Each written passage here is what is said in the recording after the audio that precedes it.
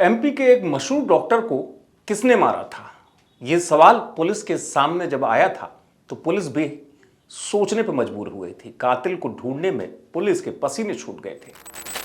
कहानी छतरपुर के डॉक्टर नीरज पाठक हत्याकांड। नीरज पाठक छतरपुर और आसपास के इलाके में बड़े मशहूर डॉक्टर थे और ऐसे डॉक्टर के जिनके पास इलाज कराने के लिए बड़े लोग आते थे, बड़ी संख्या में लोग पहुंचते थे। वाकया 2021 का है। 29 अप्रैल को डॉक्टर नीरज पाठक की मौत हो जाती है और इस मौत के बाद 1 मई के तारीख को उनकी पत्नी जो है, जो कि झांसी गई हुई थी, वो पुलिस के पास पहुंचती हैं, सूचना दे देती हैं कि इस तरीके से दरवाज़ा खटखटाया तो डॉक्टर इस हाल में मिले। अब पुलिस सोच में पड़ती है कि आखिरकार एक मशहूर डॉक्टर का दुश्मन कौन हो सकता है, किसने मारा। तोड़फोड़ हुई नहीं। अब पुलिस को शुरुआत में लगा कि आखिरकार किसी बीमारी की वजह से डॉक्टर की मौत हो गई होगी।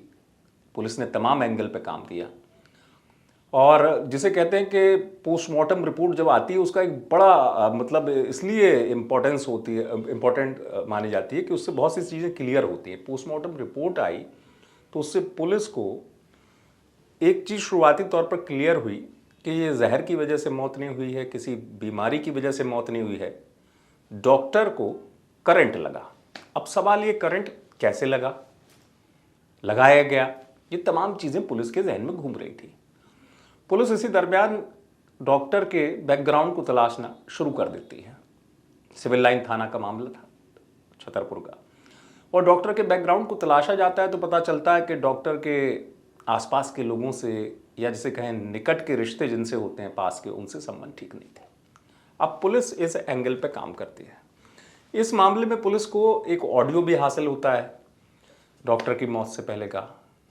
उस ऑडियो में डॉक्टर को मानसिक तौर पर प्रताड़ित करने की बात आती है। अब सवाल ये कि डॉक्टर को कौन है जो परेशान कर रहा था? क्या कोई ब्लैकमेल कर रहा था, कोई पैसे के लिए परेशान कर रहा था, क्या वजह हो सकती है?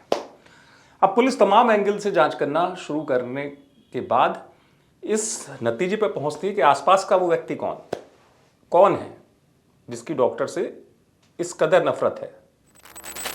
पुलिस एक बार फिर से पत्नी जो उनकी प्रोफेसर ममता पाठक, उनको पूछताछ के लिए बुलाती है।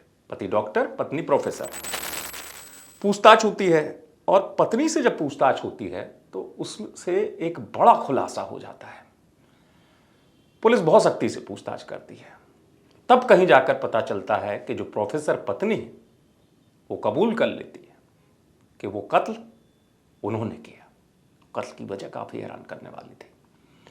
उनका ये कहना था कि डॉक्टर जो हैं मुझे रात के वक्त एक इंजेक्शन देते थे ताकि मैं सो जाऊं।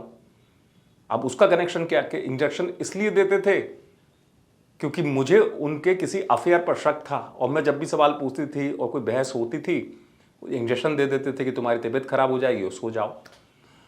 पत्नी ने, और ये अफेयर की बात आई, शक की बात आई, कहा गया कि बहुत पुराना अफेयर था कोई, उसको लेके पत्नी के मन में लगातार शक गहराता गया और प्रोफेसर पत्नी ने इंतकाम लेने की सोच ली थी। यही वजह है कि जो शुरुआत में मैंने आपको बात बताई थी, डॉक्टर की मौत पहले हो गई थी, पत्नी कमरे में बंद करके झांसी चली गई थी और लौट के आने के बाद पुलिस को सूचना दी थी।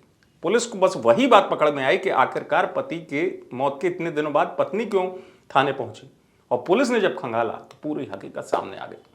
छतरपुर से आप तक एक बार पहुंचाई लोकेश चौरसिया ने। आप देखते रहे एमपी तक।